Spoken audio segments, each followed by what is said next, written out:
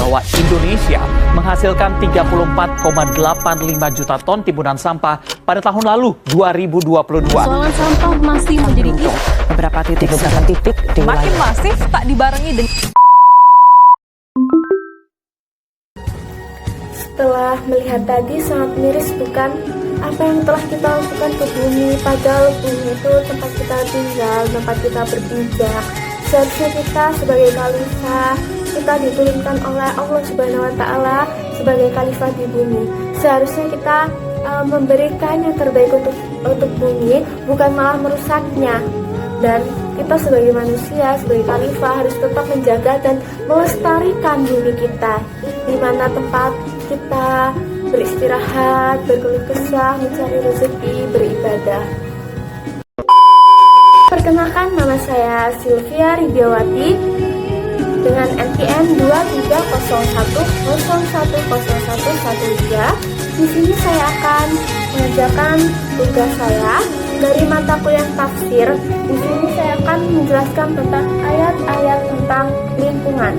Sebenarnya apa sih ayat-ayat tentang lingkungan itu? Nah, di video ini kita akan bahas tentang ayat-ayat lingkungan. Mari kita bahas. Di sini kita akan menjelaskan tentang konsep lingkungan hidup dalam Al-Quran. Sebenarnya apa sih konsep lingkungan hidup dalam Al-Quran? Jadi, di mana Al-Quran sangat menekankan kita sebagai khalifah di bumi untuk menjaga lingkungan kita. Tidak hanya lingkungan kita, tetapi lingkungan sekitar, lingkungan yang pernah kita lalui, yang pernah kita tempati. Nah, seperti apa saja sih itu? Nah, jadi seperti bumi, langit, air, tumbuhan, bahkan hewan, di mana itu tanda-tanda kebesaran Allah, seperti pada surat Al-Baqarah ayat 164, di mana di situ dijelaskan bahwa seluruh unsur alam itu saling berkaitan dan menunjukkan kekuasaan Allah. Manusia, kita sebagai manusia itu diperintahkan untuk menjaga keseimbangan tersebut sebagai untuk pengabdian kita kepada Allah. Nah, di surat Al-A'raf ayat 56 itu melarang kita manusia berbuat kerusakan alam. Seperti apa sih kerusakan alam itu? Seperti menebang pohon secara sembarangan, terus mencemari lingkungan. Seperti apa? Seperti kita membuang sampah sembarangan, itu sangat tidak disarankan, karena sama aja kita melanggar perintah Allah. Karena pada surat Araf ayat 56 itu melarang kita merusak lingkungan. Sedangkan di surat Ar-Rum ayat berapa? Ayat 41 itu menegaskan bahwa kerusakan di darat dan di laut itu terjadi. Kenapa terjadi? Karena kita. Jadi seperti surat Araf itu tuh semua kerusakan itu tuh terjadi karena kita. Karena kita sebagai manusia itu tidak menjaga lingkungan kita. Seperti itu. Dan pada surat Ar-Rahman ayat 7 sampai ayat 8 mengingatkan bahwa Allah menciptakan alam dengan keseimbangan yang tidak boleh dirusak. Jadi kita itu tidak boleh merusak alam semesta ini yang sudah Allah beri kepada kita. Kita harus menjaganya. Bila kita merusaknya, sama aja kita tidak melakukan perintah Allah. Nah, jadi Al-Quran memandang lingkungan bukan sekedar sumber daya, tetapi amanah yang harus dijaga. Seperti itu konsep lingkungan hidup dalam Al-Quran. Setelah kita membahas tentang konsep lingkungan hidup dalam Al-Quran, kita akan membahas tentang upaya pelestarian lingkungan. Jadi apa sih upaya pelestarian lingkungan? Di mana kita harus melestarikan lingkungan kita. Jadi kita tidak hanya menjaganya, tapi kita merawatnya. Oke, jadi tidak perlu hanya untuk menjaganya, tapi kita merawatnya. Seperti apa sih pelestarian lingkungan? Seperti kita menanam pohon, menjaga sumber air. Nah, itu termasuk ke pelestarian lingkungan. Al-Quran juga menekankan pentingnya menjaga sumber daya air yang saya sebutkan tadi, seperti pada surat Al-Anbiya ayat 30 dan hadis Nabi yang melarang mencemari air. Itu menunjukkan bahwa pengelolaan air bersih adalah kewajiban untuk menjaga kehidupan manusia dan ekosistem. Prinsip utama dalam pelestarian lingkungan Islam adalah mizan. Apa Masih mizan adalah keseimbangan dan larangan adalah israf. Israf itu adalah berlebihan. Nah, manusia itu harus menjaga keseimbangan alam dan tidak menggunakan sumber daya secara boros. Jadi, seperti kita harus tetap menjaga pohon. Kita tetap harus menjaga pohon-pohon dengan menanamnya, menjaganya, menjaga keseimbangan alam dan tidak menebangnya secara merata, secara gundul. Itu dapat mencemari atau merusak bumi kita tercinta.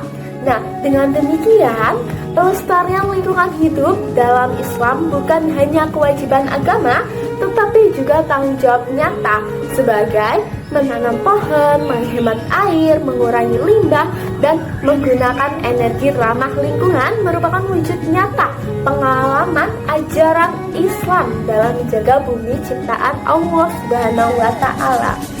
Yang ketiga, di sini kita akan membahas tentang urgensi pelestarian lingkungan. Setelah kita membahas tentang upaya pelestarian lingkungan, kita akan membahas tentang urgensi.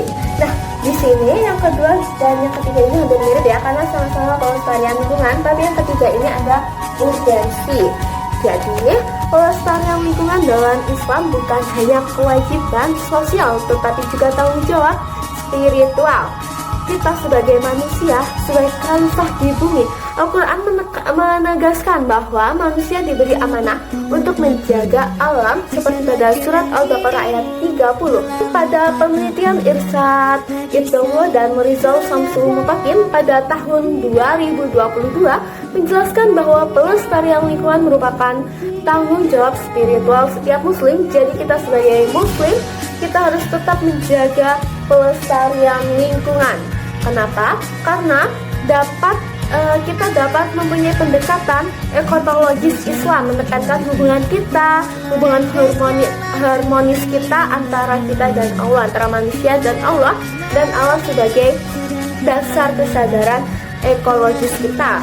Nah, dalam praktiknya, ajaran Islam itu mendorong tindakan nyata seperti penghijauan, pengelolaan sumber daya secara berkelanjutan itu dapat mengurangi limbah, serta pendidikan yang menumbuhkan kesadaran lingkungan. Nah, kesimpulannya itu pelestarian lingkungan, pelestarian lingkungan itu adalah bentuk ibadah, amanah, dan strategis penting untuk menjaga keseimbangan alam sekaligus menghadapi krisis lingkungan global. Kita akan membahas tentang yang keempat atau yang terakhir, yaitu relevansi dengan tantangan kontemporer, yaitu tafsir Al-Quran memberikan jawaban relevan terhadap tantangan lingkungan kita yang sudah memasuki lingkungan modern. Nah, seperti apa? Seperti krisis iklim, pencemaran, dan kerusakan ekosistem. Nilai-nilai Islam seperti israf, yaitu larangan berlebihan, dan mizan, yaitu keseimbangan, menjadi pedoman agar manusia memanfaatkan sumber daya alam dengan bijak dan tidak merusak tantangan alam. Nah, di Indonesia kita sendiri, di negara kita tercinta, ajaran ini sangat penting. Kenapa? Karena banyak kerusakan terjadi akibat eksploitasi alam, seperti pembukaan lahan industri tanpa memperhatikan dampaknya. Di Indonesia sudah banyak sekali di mana penggundulan pohon yang mengakibatkan kelongsoran dan banjir dan masih banyak lagi. Seperti surat Al-Rahman ayat 7-8 menegaskan bahwa Al-Quran menciptakan alam dengan keseimbangan dan manusia wajib menjaganya dengan adil. Menjaganya itu menjaga keseimbangan alam berarti ibadah kepada Allah sekaligus upaya meningkatkan kualitas hidup manusia. Nah, namun ada tantangannya tersendiri. Apa sih? Tantangan terbesar adalah mewujudkan nilai-nilai Al-Quran dalam kebijakan dan tindakan nyata. Diperlukan pendidikan lingkungan berbasis ajaran Islam dan kearifan lokal agar masyarakat lebih sadar pentingnya pelestarian alam. Selain itu, kebijakan publik harus berlandaskan keadilan ekologis, tidak hanya menguntungkan segelintir pihak, tetapi juga menjaga hak generasi mendatang. Jadi kita sebagai khalifah di bumi, kita harus tetap menjaga. Kita tidak boleh egois untuk menguntungkan kita sendiri. Kita tidak boleh menebang pohon untuk kepentingan kita sendiri tanpa kita melihat generasi kita yang akan datang, yang berdampak, yang mendapatkan dampak dari keegoisan kita. Nah, jadi kesimpulannya Al-Quran bukan hanya pedoman spiritual, tetapi juga panduan etis dan praktis untuk mengelola lingkungan secara adil dan seimbang. Baik, itu saja yang dapat saya sampaikan. Mohon maaf bila ada salah dan kata. Kepada Allah saya mohon ampun. Saya akhiri. Wassalamualaikum warahmatullahi wabarakatuh.